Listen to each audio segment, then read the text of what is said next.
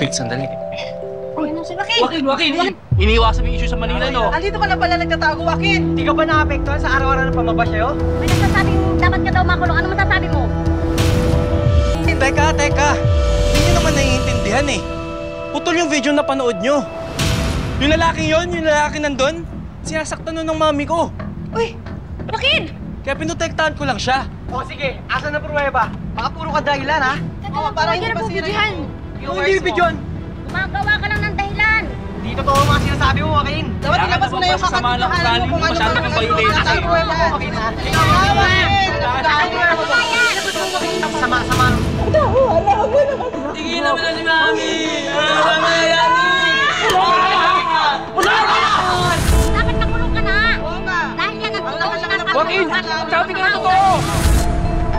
That's enough!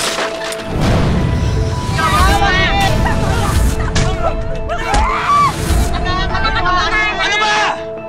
Ba't ba ayaw nyo ako tantanan? Ano gusto niyo sa akin? Aray!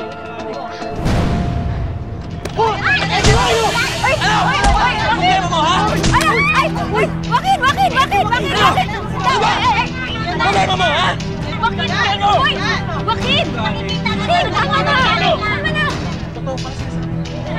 Makasama ko ugali mo, Bidon nyo!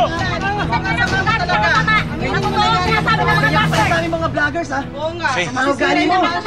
Mapanakit kang tao, Joaquin. Hindi ako na-fake. Ito na ang video. Ito na yung patunay. Ayan na! Kung paano nila pinakikita ang kasamahan niya. Tara na! Pumasok na tayo. Tara na! Ako ba kami? Bakit? Tara na! Like camera mo! Tara na!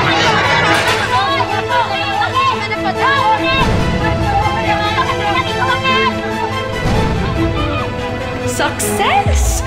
Paliit na ng paliit ang mundo mo, Kim. Dahil sa ugali mo. And all I have to do is wait for you na bumalik ka sa Manila.